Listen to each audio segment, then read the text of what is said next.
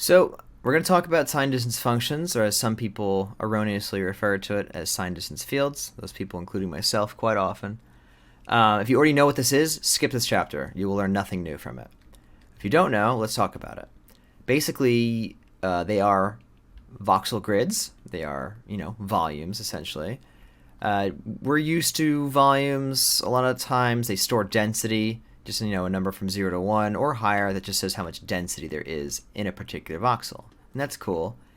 Sign distance functions, though, also known as distance VDBs in the parlance of VDB, but it's the same exact thing, is simply another voxel grid, but instead of storing densities to denote where something is as like a thick thing, this is storing in every voxel how far we are to the nearest surface, or at least where the surface was here when we turned it into a volume. Now what we see here in the viewport is the surface.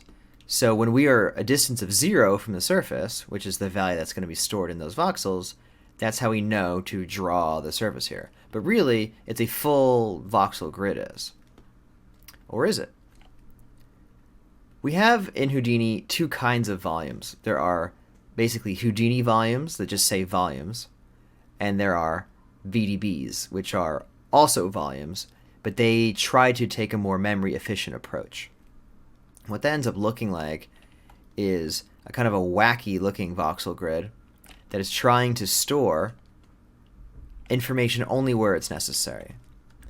Another way to look at it is this VDB visualized tree, like so.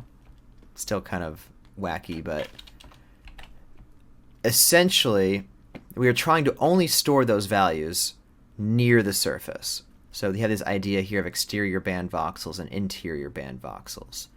That basically means that when we slice up this space into voxels, we know where the surface is right now when we make this. So only store how far we are, the values in those voxels, only store them 3 voxels, up to 3 voxels away, and then including to the surface, and then up to 3 voxels on the inside. So you end up with a band that, again, goes from 3 out to 3 in, so like a 6 voxel band that goes all the way around the head, and only in that area is the actual data stored. The idea being that that is enough to capture where the surface of this is, because we only really care about where it's 0, and then maybe a little bit on each side. No point of storing the distance to the head all the way out here.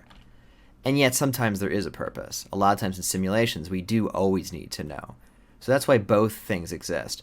This is less memory efficient, but actually stores the information everywhere, and is also, I think, slightly faster to look up the result into, technically speaking.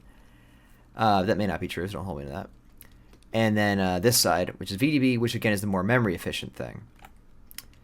Now, to really fully visualize, literally, what we're talking about, here we are. I have a switch here where the VDB version is coming in on the left side.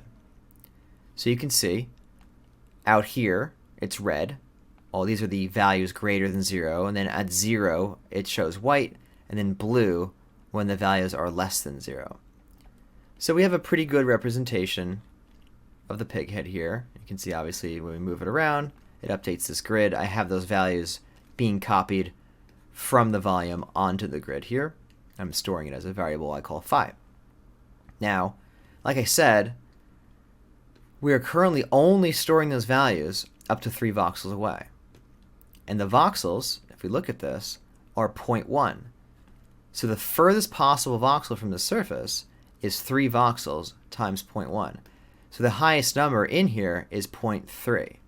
And we could prove that to ourselves by looking at the phi values. 0.3 is the highest value, and they go down to negative 0.3 on the inside. Now there are, of course, distances out here that are clearly higher than or farther away than 0.3, but they also just think that they are 0.3 because the VDB only stored information here. Everyone else out here has to simply just look at where the closest, they find the closest voxel to themselves, and they just say, I'm that too. So that's cool in terms of memory efficiency, and that matters quite a bit, quite often. If I were to switch this to the other one, you can see now it looks different. And that's because on this one, there really is no limit on that. The phi's go all the way up and they go all the way down. This is a dense grid, or at least as far as this box extends. This is a dense grid that is not doing any memory saving things. It's just storing the distance at each voxel, to the best of its ability everywhere all the time. So if you switch back and forth between these two, you can see the colors right around where it changes over are the same. It's only the deeper ones and the farther out ones that are changing out here. In fact, you can just increase this band. And the more we increase it, the closer it'll get to looking like the other one.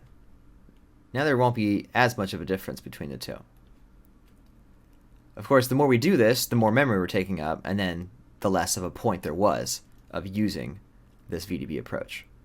So, just so you know, the point is, we're going to see things like this a lot. The surface of the liquid in this lesson is often represented as a sign distance function. Other operations we're going to do, such as when we create our environment, or when we want to shape our source, and a lot of things are going to involve sign distance functions. So I want to just make sure that you know what that is. It is a volume that stores, it essentially represents geometry by storing how far we are to the surface of that geometry in every voxel. And as usual, the coarser it is, the worse representation we're going to get. And the higher res it is, the better representation we're going to get of the thing, but at a cost of memory and, as you can see here, calculation time. So that is it.